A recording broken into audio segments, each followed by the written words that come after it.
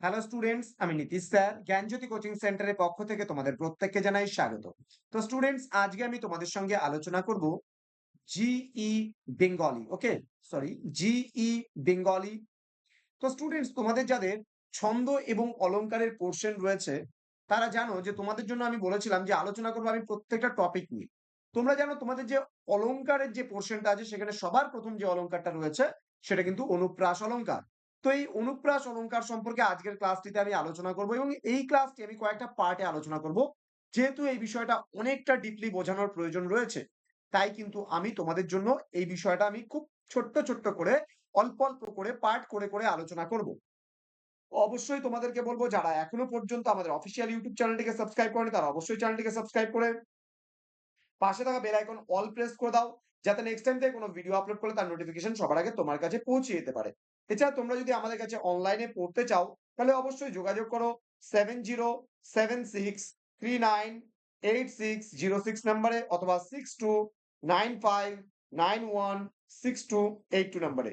তোমাদের total course fee রয়েছে মাত্র কিন্তু 499 রুপিস। প্রোগ্রাম কোর্সের স্টুডেন্ট যারা রয়েছে 499, কিন্তু যাদের অনার্স আছে কিন্তু জি বাংলাটা খালি পড়তে যাচ্ছ তাদের জন্য কিন্তু 199 মাত্র কোর্স ফি জি বাংলা। তো স্টুডেন্টস দেখো, আজকের আমাদের আলোচনার বিষয় হচ্ছে অনুপ্রাস অলংকার কি, সেই সম্পর্কে কিন্তু আমি আলোচনা করব।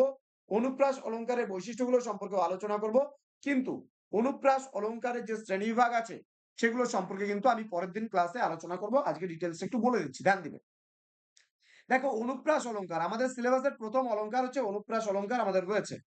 অনু শব্দের অর্থ কি? পরে বা পিছনে বসা। আর প্রাস শব্দের অর্থ কি? বিন্যাস বোঝানো হয়।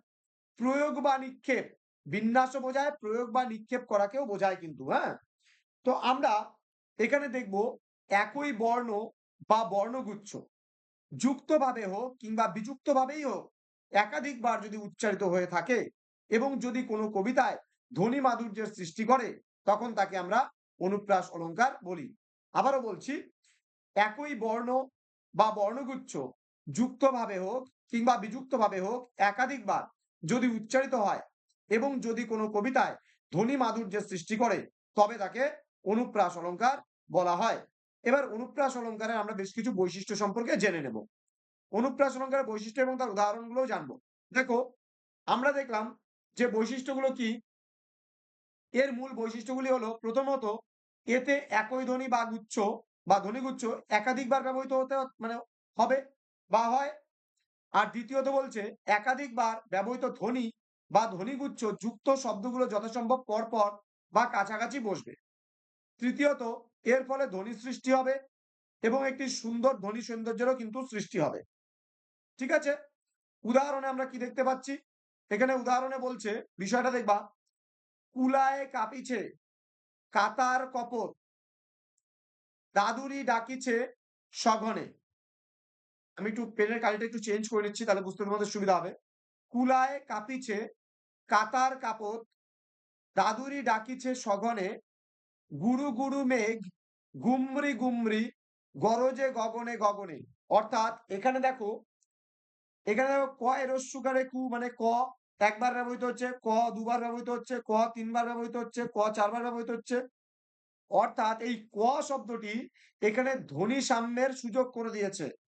অর্থাৎ ক যে বর্ণটি আছে এই বর্ণটি বহুবার ব্যবহৃত হয়েছে। আবার দেখো পরের লাইনে, গুরু গুরুর এখানে গু, দেন গুরুর এখানে গু, গুমরির এখানে গু, গুমরি এখানে গু, অর্থাৎ গরজের গ, এখানে গগনের গ গ, আবার এখানেও গগনে গগনের গ গ। অর্থাৎ কি হচ্ছে, ক ব্যবহৃত হচ্ছে তিনবার, গয়ের হ্রস্ব ব্যবহৃত হচ্ছে চারবার, এখানে গ ব্যবহৃত হচ্ছে পাঁচবার। অর্থাৎ একই যে শব্দটা আমরা দেখতে পাচ্ছি একই বর্ণ বারবার ব্যবহৃত হচ্ছে। এটা বলছে আলোচ্য উদাহরণে ক গ এই ব্যঞ্জন ধ্বনিটি কবিতার মধ্যে বারংবার উচ্চারিত হওয়ার ফলে কবিতায় এমন এক ধ্বনি মাধুর্যের সৃষ্টি হয়েছে যাতে মনে হয় পংক্তিগুলির ভেতর থেকে মেঘের ডাক ধ্বনিত হয়ে আসছে। একই ব্যঞ্জনের পুনঃ পুনঃ উচ্চারণের ফলে কবিতায় এই ধ্বনি সৌকর্য সৃষ্টি হয়েছে বলে এটি কিন্তু অনুপ্রাস অলংকারের উদাহরণ বা এটি অনুপ্রাস অলংকার। তো আমরা পরবর্তী ক্লাস তোমাদের জন্য নিয়ে আসবো অনুপ্রাস অলংকারের শ্রেণীবিভাগ করে প্রতিটি বিভাগ সম্পর্কে আলোচনা করো। দেখো, এই বিষয়টা তুমি যদি অনুপ্রাস অলংকারটা শিখে না নাও, আমরা কিন্তু পরের দিন তোমাকে অনুপ্রাস অলংকারটা যে নির্ণয়, সেই নির্ণয় কিন্তু শেখাতে পারবো না। সুতরাং প্রত্যেকটা যে ক্লাসগুলো নেওয়া হচ্ছে, সেই প্রত্যেকটা ক্লাস তোমরা বুঝে, বুঝে পড়ো, যাতে তোমাদের সুবিধা হয় এবং প্রত্যেকটা বিষয় আমরা খুব সুন্দরভাবে তোমাদের সঙ্গে আলোচনা করতে পারি। তো স্টুডেন্টস, তোমরা অবশ্যই চ্যানেলটিকে সাবস্ক্রাইব করে পাশে থাকা বেল আইকন অল প্রেস করে রাখো এবং অনলাইনে যদি এখনো আমাদের কাছে অ্যাডমিশন নিতে চাও, আমাদের অফিসিয়াল নাম্বারে যোগাযোগ করো, যাতে তোমরা সমস্ত রকমের সাহায্য আমাদের কাছ থেকে পাও। তো স্টুডেন্টস, তোমাদের সঙ্গে দেখা হবে খুব তাড়াতাড়ি পরবর্তী ক্লাস নিয়ে। তোমরা প্রত্যেকেই ভালো থাকো, সুস্থ থাকো। Thank you so much. Thanks for watching. After all, thank you.